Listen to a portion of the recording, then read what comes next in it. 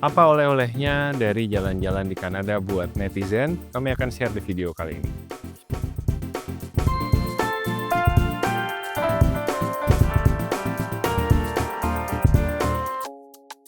Siapa aja, semua orang bisa berinvestasi di deposito BPR.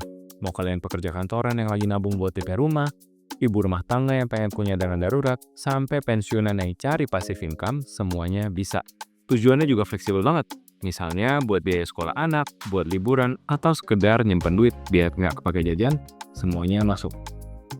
Dan yang terpenting ini aman karena dijamin oleh LPS sampai dengan 2 miliar rupiah per nasabah per bank. Jadi nggak perlu khawatir sama sekali. Bunganya juga lebih tinggi daripada bank umum, yaitu bisa sampai 6,25% per tahun dan beneran cair langsung ke rekening kita. Cara depositnya juga praktis, kalian nggak perlu repot-repot lagi ke bank, tanya-tanya temen, minta rekomendasi BPR, lalu harus tanda tangan basah bilietnya, nanti juga pas mau cairin harus balik lagi ke bank untuk tanda tangan lagi. Karena sekarang semuanya bisa dilakukan online lewat aplikasi. Dana kita lewat deposito BPR ini juga dipakai untuk bantu UMKM di Indonesia. Jadi sambil nabung rasa investasi, kita juga ikut support bisnis-bisnis kecil di daerah biar makin maju. Cobain sekarang dengan kode referral Samuel Ray untuk dapetin cashback Rp75.000 untuk investasi minimal Rp5 juta untuk tenor 3 bulan. Deposito BPR by Komunal, investasi untuk semua. Hai guys, welcome back to channel podcast Samuel dan Claudia. Gue Samuel dan ini istri gue Claudia. Kami pasangan suami istri kantoran dalam perjalanan memaknai financial independence. Di channel ini kalian akan temukan video-video seputar karir, keuangan, adulting, dan topik-topik menarik lainnya. Jadi kalau kalian suka dengan apa yang kalian tonton di sini, jangan lupa untuk share video ini, subscribe juga komen di bawah untuk support terus channel kami. Mendekati end of our Canada trip, our very long Canada trip, 35 days? 35 days. Kami minggu depan pulang ke Indonesia, udah mau selesai. Hari ini kami lagi ada di tengah-tengah Taman Mong Provincial Park. Park. Lagi diajak camping sama adik gue yang ada di Kanada. Hari kedua camping dan ada sedikit waktu. Ini nungguin keluarga lagi pada belanja ke Walmart untuk beli supplies. Jadi kami ada waktu sedikit untuk bikin konten. Hari ini cuaca cerah. Summer di Kanada itu agak aneh menurutku, karena siangnya ya terik, mataharinya panas, tapi malamnya bisa dingin banget. Tadi malam aku tidur tuh sampai menggigil. Kamu tidurnya nyenyak kayaknya tadi malam ya? Iya itu, kecuali pas bangun doeng-doeng gitu kan Ini kasur gitu. kami kasur angin, eee, Gede gede, terus dipakai bertiga, terus kasurnya itu berlobang. Ini nih kalau beli kasur angin nih biar nggak kena kayak kami, kalian harus cek bener-bener ya semua ada lubangnya apa enggak. Itu kayaknya kasur reject kan, kejual lagi ke Karena kami. udah dibolongin ya. Ini udah di golongannya udah ditandain gitu, ini Di lingkaran bolongin. putih gitu kayak mau diperbaiki. Nah, ya itu berlubang, jadi akhirnya ditambal pakai ya seadanya ya, pakai plester plester luka, plester handsap apa, Band-Aid gitu kan. Tapi ya tetap, bocor tipis-tipis. Jadi dia pada saat pagi-pagi itu ya itu goyang gitu, jadi kayak kasur Jadi air. lama-lama abis gitu, abis aja Karena nanti kempes kempes jadi kempes lama-lama jadi kayak kasur air. Terus aku kan bangun malam pipis, begitu bangun kan berubah tekanan, yang lain. ya gitu deh. Resiko aku bangun lagi. Ya, begitulah. Dan aku kedinginan, tadi malam lumayan dingin, tapi seperti kalian lihat siangnya panas terik kayak gini. Anginnya dingin tapi mataharinya panas. Iya, Iya. cuacanya seperti itu. Kalau kelihatan di belakang kami ada danau, jadi ini danau ini adalah main attraction dari park tempat kami camping 2 hari ini. Orang-orang pada bawa perahu karet, pada bawa kano, pada bawa paddleboard. Tadi ada yang bawa jet ski juga, ada yang bawa kapal gitu. Orang sini kalau outdoor tuh totalitas gitu. Jadi ya mereka menikmati danau ini, karena gratis. Jadi masuknya gratis, cuman untuk dapetin spot camping kalian mesti nge-war. Nah, nge-war-nya di website pemerintah mana, adikku yang tahu. Jadi kami di-booking-in spot camping, terus ya udah bisa memakai aktivitas yang ada di, tempat camping ini. Juga ini toiletnya bagus ya. Di sini toiletnya Eee, beneran toilet, bukan pit toilet. bukan pit toilet yang buka kelihatan gitu ya dalamnya, tapi ya bener-bener toilet, ada plumbing dan segala macam, jadi cukup dimanusiakan toiletnya. Jadi ya seperti itu kira-kira pengalaman camping. Tapi mau cerita tentang pengalaman kami jalan-jalan di negara barat dan juga kesan pesan kami, ya ini oleh-oleh kami buat kalian ya, kesan pesan kami, Takeaways ya. takeaways dari trip ini, apa yang kami pelajari dan apa yang kami pengen sharing-kan ke kalian. Sebagai catatan, ini trip pertamaku ke benua Amerika, walaupun bukan Amerika Serikat, tapi Mendekati. Kanada ya, Amerika Utara ya. Tapi ya ini pertama Aku kali lah juga ya. ke Amerika Utara pertama kali, dulu pernah ke Brasil kan 2006. Hmm. Jadi sebelum pergi trip, ini kan kayaknya kebayangnya, wah Amerika gitu ya, negara maju, Kanada gitu ya. Bahkan nomor telepon aja +1 gitu kan, kalau kita kan +62 ya, agak jauh tuh ya kalau dibarisin. Ini kan +1 gimana gitu ya, Kak, apa maju banget kali ya, eee, keren banget kali ya. Tapi walaupun jujur, aku, eee, apa ya, nggak on my top list lah, benua Amerika tuh, Amerika Serikat ataupun Kanada itu not on my top list. Kan kalau dulu, mau jalan-jalan cita-citanya tuh kebayangnya Eropa, kayak Eropa bagus, gedung-gedungnya bagus, ya, apa ya, pemandangannya bagus dan ya memang akhirnya yang sudah pernah kami datangin karena prioritasnya pengen ke Eropa dulu ya kami udah Udah ke ke beberapa Eropa. negara di Eropa. Tapi untuk, Amerika baru Kanada ini 1 kali. Nah jadi ada ekspektasinya ya maksudnya ini negara barat, apakah jangan-jangan seperti Eropa ya, maju-maju gimana gitu maju-maju gitu kan, maksudnya orangnya kayaknya busy, terus canggih-canggih teknologinya, wow gitu semuanya. Apakah orangnya juga kayak orang di Eropa gitu yang, efisien-efisien, pelit-pelit senyum gitu kan kalau misalkan kita jalan-jalan ke Asia, berasa semuanya ramah gitu ya, Murah senyum, murah senyum, in general Asia Tenggara deh. Asia Tenggara, Jepang gitu kan kayaknya kalau belanja dilayani dengan baik gitu kan, servisnya baik. Sedangkan kan kalau di Eropa kayaknya ya udah jutek-jutek aja gitu, bukan jutek juga ya, maksudnya mereka ya udah seperlunya aja gitu, seperlunya, nggak yang kurang ajar juga, tapi ya seperlunya aja. Jadi apakah seperti di Eropa juga? Nah jadi, di Kanada ini kita juga lumayan masif nih karena 35 hari tadi, jadi kita juga dari West Coast sampai East Coast, cuman tengah-tengahnya doang nih yang kita nggak pergiin. Jadi kita Vancouver, British Columbia ya, terus ke, Banff dan Calgary di Alberta, terus kita terbang ke East Coast. East Coast, ke Ontario, kita ke Toronto. Ini mohon maaf nih kalau geografi saya salah ya. Ke Ontario itu Toronto sama Niagara Falls, terus kita naik lagi ke Quebec, ke Quebec-nya, terus ke, Ottawa belum kesebut. ke Ottawa, Ottawa masuk Quebec ya kayaknya? Ottawa masuk Quebec apa masuk Ontario ya? Jadi ya itu deh ya, ke Silakan Ottawa, terus Google ke sendiri. Quebec dan ke Montreal, gitu. Jadi lumayan banyak yang dipergiin. Dan yang pertama kali berasa ternyata dunia luas banget ya, Kanada itu luas banget, ada 5 time zone, ya kan kalau Indonesia kan ada 3 tuh ya, waktu Indonesia bagian timur, tengah, dan barat. Barat Nah kalau di Kanada ini ada 5, time kaget, zone-nya. iya ada time zone-nya ada 5. Terus, berasa juga ternyata kayak beda banget, kalau di West Coast berasanya ini British, gimana ya, lebih kayak orang-orangnya lebih semua-semuanya bahasa Inggris gitu kan, semua-semuanya bahasa Inggris, terus berasa orang-orangnya tuh kayak lebih baik-baik banget, kayak lebih Yang murah stereotype senyum. kalian dengar orang Kanada baik, terus ngomong sorry, terus ngomong thank you. Nah itu kami rasakan di West Coast ya. Ya, nggak berasa ada perlakuan diskriminasi sama sekali. Nah tadi karena pertama kali nyampenya Vancouver kami langsung, "Wow, apakah satu Kanada seperti ini? Baik-baik sekali ya bulenya." Karena udah biasa ketemu bule pelit senyum dan pelit ngomong yang di Eropa ya gitu, kayak ketemu bule yang ramah gitu, yang say hi, good morning, kita kayak agak, "Wow, apakah orang Kanada seperti ini semua?" Nah, ternyata setelah kita ke East Coast, East Coast tuh kayak beda banget yang ya, berbeda. heeh. Iya. Mereka lebih kayak Eropa, orang-orangnya, ya kecuali Niagara ya, Niagara kayak Amerika banget sih, Niagara Amerika banget karena Amerika banget, berbatasan iya. Amerika.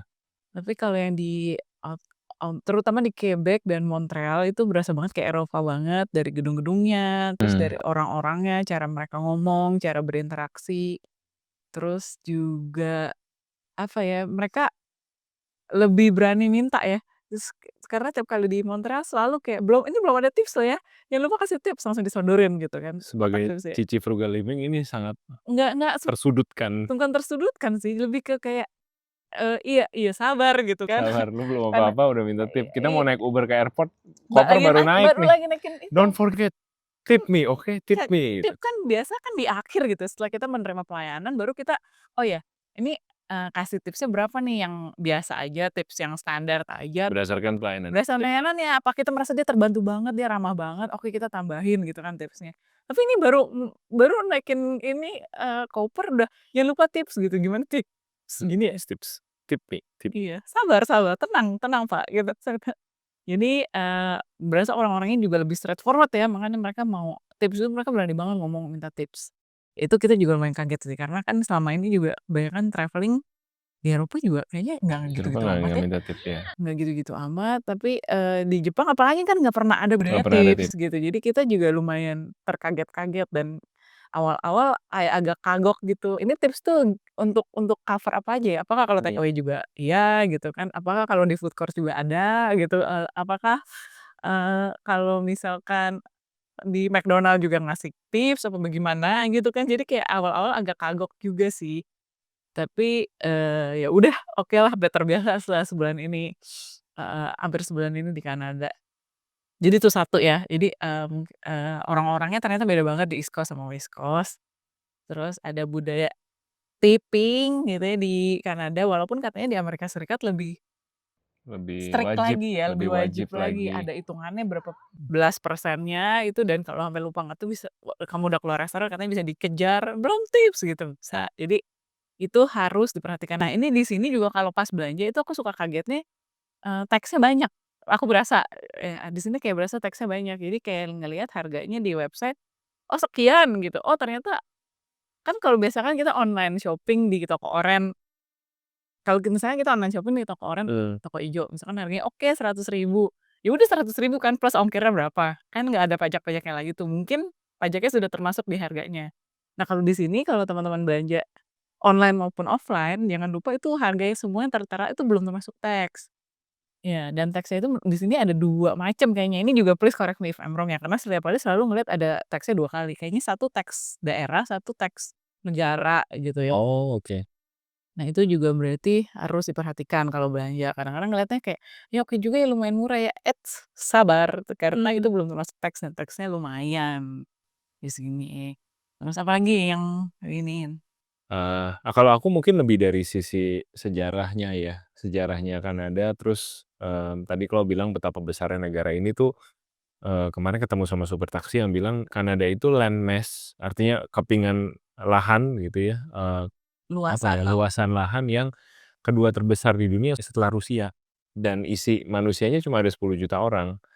Ini mungkin aku perlu update lagi ya, cuman kalau nggak salah dia ngomong kayak gitu supir taksinya. Jadi cuman manusia sebanyak Jakarta kurang lebih, tapi luas tanahnya tuh hampir segede Rusia. Ya jadi sangat-sangat sedikit memang orangnya dan mereka sangat open untuk imigran datang.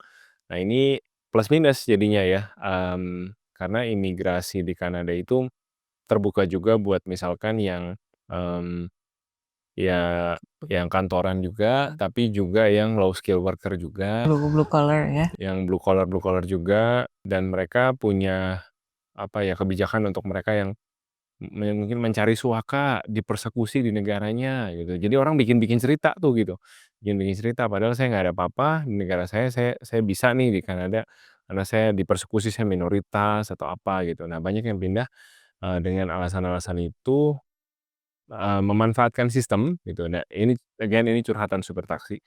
Jadi membuat, mmm, kualitas imigran yang datang tuh beragam. Tapi terlepas dari itu Kanadian tetap butuh imigran karena memang orangnya sedikit dan tanahnya tuh gede banget, itu menarik juga sih buat aku. Terus, ternyata ya tadi perbedaan Kanada Barat sama Kanada Timur, yang Timur tuh European banget, terus aku kan baca-baca lagi sejarahnya, ternyata Kanada Timur itu kebanyakan ditemukan sama orang Prancis, justru Di dan koloni ya. jadi koloninya Prancis kayak kita koloninya Belanda dulu gitu.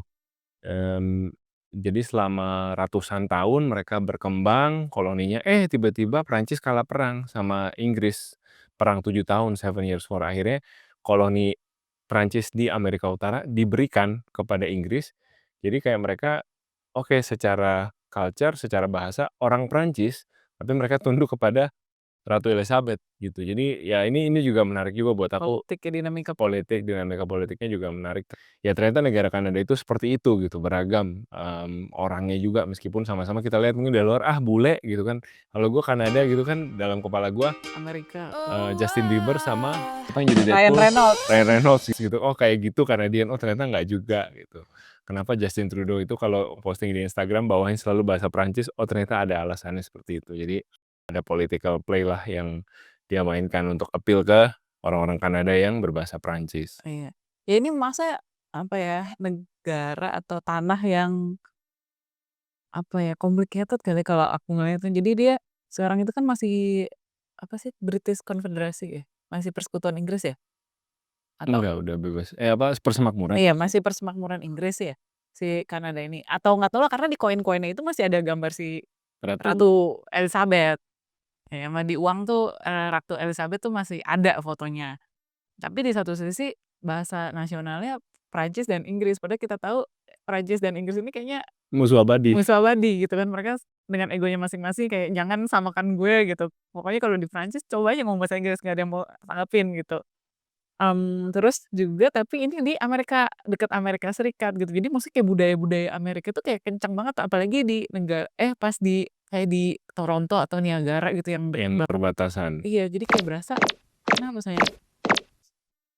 Nggak apa-apa udah sambil kita rekaman nih, sambil main-main aja.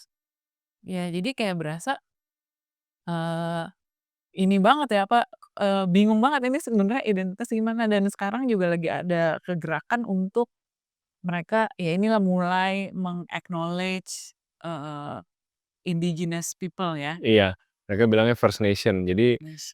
ini juga menarik, bahwasanya orang-orang Eropa, settlers yang datang ke sini, itu pas mereka datang, mereka ternyata membangun di tanah orang-orang indigenous. Dan orang-orang indigenous ini nggak pernah kalah perang. Nggak pernah sign treaty menyerahkan tanahnya. Jadi kayak mereka sekarang harus, baik-baikin orang indigenous ini. Karena secara salah bener kan di mata hukum, ya salah dong lu dudukin tanah orang tanpa lu pernah beli tanahnya, tanpa lu pernah Minta minta izin, izin, rusakin atau misalkan lu kuasanya lu alihkan gitu iya kan. main lu paku-pakuin Main lu gitu kan. pantek-pantekin tanah orang, lu bikin rumah gitu kan salah, kalau dibawa ke PBB dimasalahin kan sebenarnya bisa gitu. Jadi, menarik juga ya banyak, banyak, isu yang dihadapin gitu. Yang Jadi belajar sensitif. itu dalam sebulan ini. Iya. Terus belajar apa lagi ya? Oh ya terus yang Kanada itu yang aku suka dibandingkan dengan ya ini kita lagi ngomongin negara barat ya, dengan Eropa lah.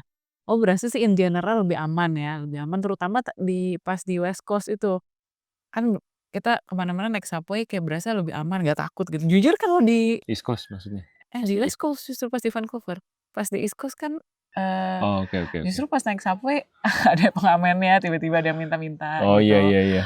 Cuman maksudnya dibandingkan dengan Eropa kayak, ya negara-negara Eropa Barat gitu Kak, dan Eropa Selatan gitu yang serem gitu karena, mau naik kereta itu kereta udah amburadul dan kotor banget. Terus juga di subway-nya kan sering denger ya berita orang kecopetan sengaja tuh timing-nya ditutup pas sebelum pintu tutup, jambret terus kabur gitu. Nah itu kayak di sini sih sejauh ini kayaknya nggak berasa ada ya, berasa lebih aman lah ya. Jadi untuk soal public transport ya in general berasa lebih aman, lebih reliable, terus juga berasa toiletnya lebih bersih ya. Kalau misalkan di sana kayak toilet tuh susah banget kalau jalan-jalan ke Eropa. In general nih, makanya ini mengeneralisir ya, yang aku ingat kayak ke Swiss, ke Italia, ke Prancis tuh kalau ke toilet mesti bayar €1 atau €2. Kalau mau ke McDonald pokoknya harus belanja dulu, ada kodenya dulu, terus belum tentu toiletnya bersih habis itu. Nah di sini kayaknya lebih bersih gitu ya, lebih bersih, lebih teratur, ke mana-mana gratis, bahkan toilet umumnya juga gratis ya. Mmm. Sini sayang. Uy uy uy uy. Oke, Nurul sini dulu, udah. Mau ikut, ikut kok, ikut bikin video. Ya ikutannya apa? Nah, kalau kita ngomongin spot-spot wisatanya, kalau yang gratis-gratis itu berlimpah banget di sini. Jadi taman, ya tempat seperti kami sekarang ini gratis, camping ground segala macam, ya kebanyakan free dan bisa diakses dengan gampang. Nah bahkan air terjun Niagara itu kalau mau lihat dari pinggirnya gratis ya? Betul, nggak usah bayar. Jadi kalian mau foto di pinggir pun, itu free. Tapi kalau yang berbayar. Nah, di sini kami merasa, oh Kanada lose one point nih dibandingin Jepang atau tempat-tempat yang biasa kami pergiin. Nah, selama hampir sebulan liburan di Kanada ini ya tentunya kami pergi juga ke tempat-tempat wisata ya. Nah, tempat wisata ini mungkin kita bisa bagi 2 nih, tempat wisata yang gratis dan tidak gratis alias berbayar. Nah, tempat wisata yang gratis itu misalkan kayak ke pantai, ke danau, ke playground, ke park. Playground-nya maksudnya playground yang Dekat rumah, deket di rumah, ya kan taman banyak banget juga. taman kecil-kecil, banyak playground-nya itu kan gratis semua ya, nggak ada pungli, nggak ada yang nungguin, nggak ada tukang parkirnya ya. Dan ya oke kalau parkir sih ada area-area tentunya berbayar, ada tentunya yang nggak berbayar ya, yang 1 jam gratis, yang 15 menit gratis, 2 jam gratis. Tapi oke that's another issue, tapi maksudnya untuk bayar tempat ini gitu, yang ini gratis ya, tempat masuk tempatnya yang nggak berbayar sama sekali. Nah itu bener-bener bagus bagus banget, kualitas playground-nya itu bagus-bagus banget, taman-tamannya itu bagus-bagus banget, yang ada banyak tempat duduk, yang pemandangannya bagus, lihat danaunya bagus, lihat sungainya bagus, itu sangat apa ya, sangat wow, wow gratis nih beneran nggak ada Mmm. apa-apa, masa nggak ada bayar apa-apa nih, itu berasa worth it banget. Nah di sisi lain kita pun juga mencoba ke beberapa tempat yang berbayar ya, jadi kayak kita pergi ke museum apa, butterfly conservation ini Penangkaran area-area, kupu-kupu, terus kita juga ke Biodome itu jadi kayak rumah apa, hot bekas apa ya, stadion velodrome gitu, di-convert jadi kebun binatang lah, binatang indoor ya yang bisa binatang diatur, indoor, suhunya suhunya. gitu. Jadi Jadi ada binatang dari tropis, subtropis, sama binatang, polar. polar dan binatang lokal Kanada sendiri ya. Iya. Nah tapi itu kan bayarnya lumayan lumayan mahal ya, tapi jujur kami sih berasa, oh kalau yang kayak gini ya jadi ngebandingin sih ya, tapi oh kalau yang kayak gini misalkan di Jepang nih, wah ini kebun binatang jauh lebih murah tapi lebih bagus gitu, binatang akuarium misalkan lebih murah dan jauh lebih bagus kalau di Jepang. Begitu juga dengan yang penangkaran kupu-kupu, ini kita juga pernah nih ke penangkaran kupu-kupu di Penang, ya. Screen itu juga jauh lebih murah dan jauh lebih besar gitu. Jadi gimana ya, aku ngerasa kalau untuk yang berbayar sih, kayak kurang worth it ya justru ya kalau di Kanada ini. Waktu jalan-jalan ke Eropa sih pernah juga kayak misalkan ke museum, dan itu juga berbayar ya dan nggak murah juga. Misalnya pas ke London kita ke, Natural History Museum ya? iya, Natural History Museum itu tuh bener-bener wow, bagus banget yang bisa sampai 1 hari, kita bela-belain datang dari pagi sampai tutup aja itu kayaknya masih wow gitu, semuanya dilihat banyak banget, segala lihat mumi, lihat fosil, dinosaur, lihat, berbagai banyak binatang yang Tulang ikan paus. diawetin, Jadi kayak, berasa, wow ini walaupun bayar sangat worth it nih ke museum yang di, London sana ya, begitu juga dengan museum-museum Eee, arts yang di Florence gitu ya, ada ya itu mesti berbayar kan, lihat museum Michelangelo segala macam, apa, The Birth of Venus, itu tuh berasa, oke gue mendapatkan apa yang gue bayar nih gitu, kayak puas ngelihatnya seharian yang dilihat banyak, tapi kok kalau di sini kayak gitu cuman setengah jam yang Butterfly Iya iya, itu Conservatory yang kecil bener nih banget sih. $20 lebih, terus yang Biodome juga kecil banget nih binatangnya, udah nih segini aja, tapi ya Iya. again ya ini They jadi did their best probably. iya iya. Jadi maksudnya kalau dari kami sih, kalau misalkan ke Kanada kayaknya sih lebih seru ke tempat-tempat yang Memang mau gratis-gratis outdoor aja gitu atau dan outdoor aja, iya, ya kayak misalnya kayak sekarang, ini apa berenang, apa ini kano atau paddling di sini tuh kayaknya jauh lebih worth it ya, dan jauh iya. lebih puas dan jauh lebih bagus yang kayak nggak bisa dapetin di negara lain. Itu sih kalau aku takeaway-nya. Mhm. Ya terus buat kalian yang pengen ngerasain makanan-makanan comfort food Amerika, yang demen sosis, demen mashed potato, demen Hotdog, burger hotdog, ya. hotdog segede-gede tangan gitu ya, ya itu di sini banyak dan Emang segitu, emang begitu, emang size yang normal di situ, ini size makanan di sini gede-gede ya. gede-gede Iya gitu. Tadinya kita juga, "Wah gede banget, 1 bagi 2 lama-lama kuat, ngabisin sendiri." iya. Enggak, karena juga awal-awal ini sih, kayak kita sempat mikir apakah di Kanada ini kayak di negara-negara lain yang mengharuskan satu tamu pesen satu dish, karena ada juga negara-negara yang kayak begitu. Nah ternyata di sini enggak ya, mereka chill aja kalau kita pesen satu itu sharing berdua atau bertiga. Ya di sini, so far ya, belum ketemu restoran yang kayak nggak santai gitu loh, Iya. ribet, jadi ya masuk satu rombongan, pesennya nggak harus sesuai jumlah kepala yang masuk, Bias bisa buat anak-anak sharing, juga buat anak-anak ada ada free day ya. atau kids meal gitu, jadi lebih inilah, lebih santai kali, lebih fleksibel kali ya, belum terus juga mungkin ya ini yang aku note kalau di Jepang itu banyak banget restoran yang menolak anak-anak, banyak. Nah, kalau di sini sejauh ini belum pernah ketemu restoran yang menolak anak kecil ya, jadi ya tiap kali masuk-masuk aja nggak pernah ada masalah gitu loh yang dipermasalahkan.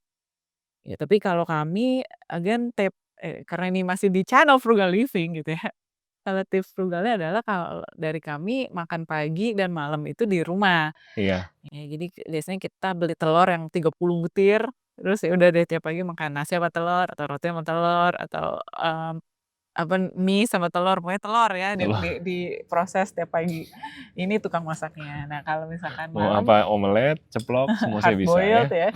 Nah kalau misalkan malam ya udah kita makan biasanya yang gampang-gampang tuh justru di sini gampang masak steak aja gitu ya. Iya, Jadi beli daging di supermarket terus ya udah salt pepper udah enak gitu ya dipotong-potong. Lagian ya pakai nasi atau pakai oatmeal. Nah, kalau siang baru kita agak explore makan di luar. Nah, ini juga makan di luar tips hematnya carilah food court gitu ya, iya, atau Costco. betul. Dan itu tapi juga enak-enak ya. Belanja di supermarket sini seru sih, apalagi sekarang lagi summer ya, yang namanya blueberry, cherry, raspberry, strawberry, pokoknya berry-berryan itu, peach dan nektarin, aprikot dan keluarganya itu semua lagi murah banget, lagi manis-manis banget. Jadi cherry kayak sekantong besar $8, pas banyak berarti nggak nyampe 100 ribu ya, itu satu kantong besar dan itu manis banget. Blueberry satu kotak besar itu kadang-kadang cuma $3 berapa tuh, Kak, sampai 50 ribu 40 ribuan itu juga enak banget. Jadi menikmati apa ya, buah-buah lokal sini. Dan ini fun fact karena saya, pas kecil hampir nggak pernah keluar negeri, paling mentok Singapura. Jadi tuh dulu saya sempat mikir kalau baca buku gitu kan, peach gitu kan, buah peach.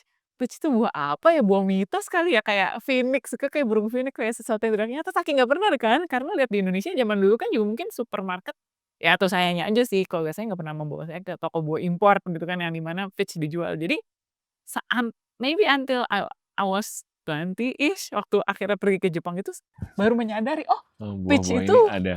iya ternyata peach itu buah beneran ya, bukan buah mitologi gitu dan ya ternyata enak ya dan oh ya itu buah-buah itu ternyata bukan buah mitos gitu, bukan seperti, eee, apa, kayak ngomongin peri atau ngomongin, burung phoenix gitu ya, beneran ada. Itu di sini lagi musim dan itu murah-murah banget. Oh ya, satu yang mungkin aku mau tambahin pengalaman nyetir. Kalau teman-teman suka nyetir di luar negeri, sempatkanlah nyetir ke ya benua Amerika Utara, either ke Amerika Serikat atau Kanada, karena katanya mirip-mirip pengalaman nyetirnya. Yang aku rasain selama nyetir di sini, jadi kemarin di East Coast tuh nyetir kurang lebih 1.500 kilometer total, Dari Toronto all the way to all the way to Montreal. ya agak Kalau keluar dikit, kalau nggak kebayang 1.500 kilometer itu kurang lebih Jakarta ke Surabaya, terus balik lagi ke Jakarta lagi. udah 10 harian Harian ya. harian doang aku 10 harian. Kalau di Jakarta dilakuin di Indonesia kayaknya capek banget gitu, tapi kemarin tuh mungkin karena jalannya luas, terus, Hampir lurus-lurus ya. hampir lurus-lurus semua, pemandangannya juga bagus, mobilnya juga baru yang dipakai. Jadi yang aku rasain nyetir di sini enak, terus relatif gampang karena kalau kita minta jalur, ngesen gitu selalu mobil belakang tuh Iya ya. ngasih gitu ya, bukannya malah dipepet. Terus kalau kita mau masuk ke, apa, persimpangan ya sama-sama tahu diri gitu, yang di belakang memperlambat, kita juga ngikutin kecepatan. Tiap jalan ada speed limit itu diikutin, dipatuhin sama orang-orang. Habis mendahului pasti balik lagi gitu. So far belum belum ketemu yang ada line hogger parah gitu, nyetirnya nggak tahu adab gitu. Itu oke banget di sini pengalaman nyetirnya. Iya, tapi agak beda ya kalau itu kan tadi kita ngomong di East Coast ya, di West Coast juga Sam juga nyetir dari British Columbia, dari Vancouver kita ke Banff, ke Alberta ya. Nah, Banff ini kayak kota resort pegunungan. Nah, itu jalannya kelok-kelok, emang nggak lurus ya, nggak lurus kayak di East Coast, tapi memang pemandangannya bagus Bagus banget. banget. Itu Lihat kayak danau, sungai. mungkin ngebayangin di masa lalu dinosaurus jalan di situ gitu. Gunung tuh tinggi tinggi tinggi banget. Ya, Di atas gunung ada gunung, masih ada gunung lagi. belakang sejauh mata memandang belok gunung baru gitu. Iya, dan di sini tuh, selalu banyak kalau di jalan-jalan itu ini ya, papan wildlife gitu, hati-hati wildlife dan itu bener banget ya yang kita lihat ada rusa, ada ya tupai udah banyak banget ya segala macam squirrel, terus ground squirrel, cipong, kelinci, terus ada apa, si gopher apa ya, kayak tikus tanah atau apa yang gendut gitu, tapi segala macam wildlife tuh banyak, terus kayak burung-burung segala macam, bebek-bebekan yang bentuknya belum pernah kita lihat, itu ya hilir mudik aja gitu ya, banyak terlihat dengan bebas. Jadi kalau yang mungkin yang senang wildlife, kayaknya seneng deh nyetir di sini karena bisa ngeliat itu justru gratis ya di kanan Mmm, kiri. mhm. Nah, tapi seperti negara-negara lain ya tiap negara, negara barat pun yang kami pikir ini negara maju, negara adikuasa, ya adikuasa sih tetangganya yang di bawah ya, cuman maksudnya kan Mirip lah ini, mirip lah gitu kan kakak beradik mungkin, masih +1 nomor masih plus teleponnya. satu. Masalahnya ternyata ya ada juga gitu ya, selain tadi yang aku bilang tentang political issue mereka, di Vancouver ini, banyak juga kita ngelihat orang-orang homeless di jalanan, orang-orang yang, kecanduan narkoba. Tapi ya itu diurusin nih sama pemerintah gitu, mereka dapat uang dari pemerintah untuk hidup, cuman itu menciptakan masalah baru karena ada, Sosial baru ya? social barrier untuk mereka kembali ke masyarakat dan mereka nggak bisa, jadi ketergantungan juga nggak sih sama Dengan subsidinya ya? subsidi itu, jadi nggak ada insentif untuk, ya udah gue harus, get out of this, make a new life for me. Iya. Iya dan juga banyak bangunan-bangunan bagus yang kami lihat itu, pembangunannya udah lama. Jadi di Montreal tuh banyak banget, bangunan-bangunan cantik-cantik ya. Waktu kami ada satu taman di situ dulu diadain expo di tahun 67, World Expo. World Expo, itu booth-nya saking bagusnya itu dari tahun 67 sampai sekarang nggak kalau kita kan J Expo, udah selesai bubar gitu kan, TH-nya dibongkar, PRJ. Ini nggak dibongkar, ya udah dijadiin bangunan permanen, jadiin museum gitu, bagus. Tapi, oh ini pembangunannya 67 ya?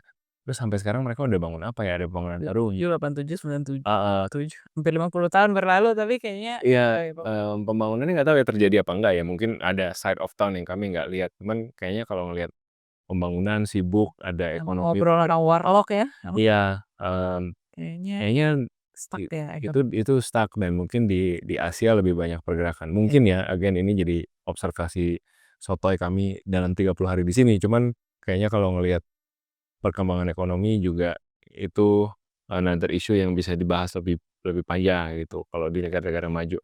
Udah nggak sekencang itu mungkin iya. pertumbuhan ekonomi. Heeh. Jadi ya apakah negara maju, negara barat selalu lebih baik? Nah itu jawab sendiri masing-masing ya, Pro kontra soalnya ya, pro kontra. Kalau kalau nyari welfare, kalau nyari mungkin quality of life yang lebih free, lebih bebas mungkin yang nggak ada bisa pungli, nggak ada bisa preman. di-consider, heeh, iya. Tapi kalau nyari misalkan, "Oh aku mau kaya cepat di usia muda," gitu, "aku mau bikin franchise mie," atau apa yang Perlu konsumennya puluhan banyak juta gitu ya, ya, ya tentu mungkin saja. beradalah di Asia, beradalah di Indonesia yang mungkin kesempatan bisnis masih besar, regulasi belum seketat di sini, pasarnya besar, peluang bisnis juga banyak. Jadi kembali lagi ke apa yang kita cari sih gitu. Iya. Heeh, Iya, kan kita seringkali meromantisasi ya ini ya, kami berdua mungkin kami berdua. meromantisasi, apa, kayaknya negara maju, kayak iya semuanya lebih bagus gitu, tapi ternyata pas udah didatengin atau dan kita ngobrol sama beberapa temen yang udah lumayan lama tinggal di sini, oh ternyata mereka ada masalahnya sendiri ya, gitu. Jadi ya memang, inilah ya kadang-kadang kita terlalu cepat, mengkritik negara sendiri juga gitu, tapi ya sebenarnya selalu ada pro kontranya, there's always two sides of the coins.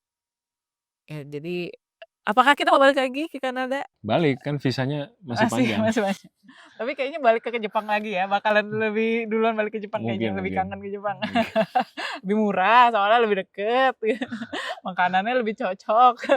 Ini mau ngomong grogi karena adek gue di Oh belakang iya kamera. iya. Salah ngomong bongkar tenda nih, pulang pulang pulang. Udah, bubar ya. Udah Pulang tahu. kalian semua. Iya itu. Jadi ya nggak tahu ini oleh-olehnya ceritanya buat kalian, mudah-mudahan ada yang bisa kalian ambil, buat yang mau persiapan trip ke Amerika juga mungkin ada tips-tips yang bisa kalian ambil. Oh iya, satu hal mungkin ya sebelum ditutup, terus yang aku personally senang banget di sini yaitu mereka kayaknya sayang dan respect banget sama nature-nya, iya nggak sih? Kayaknya tuh bener-bener kalau misalnya kita ke mana-mana tuh, ya pokoknya respect to nature, ini jangan diinjak ya, ini kita lagi berusaha membangkitkan kembali ekosistem sini, tanaman di sini tolong jangan diinjak rumputnya gitu kan, atau enggak misalnya kalau berenang di lake, tolong jangan introduce jangan bawa ikan terus cemplungin ke sini gitu kan, karena ini bukan masuk dalam ekosistem sini, bisa Ada denda kalau lakukan itu bahkan tadi aku baca iya, tulisan. terus kalau misalkan waktu itu kita ke pantai mana, ini ya, pokoknya catat ya kalau habis berenang atau gimana gitu. Jadi maksudnya mereka sangat menjaga keseimbangan ekosistem, eee, originalnya gitu, jangan diutak-utik, jangan dirusak, jangan diintroduce binatang baru, sotoy gitu kan, "Oh ini kayaknya ikan gupi saya kalau ditaruh di laut sini oke juga nih," gitu. Budidaya gurame yuk di danau belakang Heeh, udah. lele gitu kan. Wur. Nggak boleh sembarangan banget ya di sini semuanya tuh sangat diatur, terutama untuk wildlife ya, menjaga kelestariannya. Jadi itu aku, inilah acungi jempolnya the way they treat, Iya, their nature menyayangi with alam. respect gitu. Kayaknya sampah juga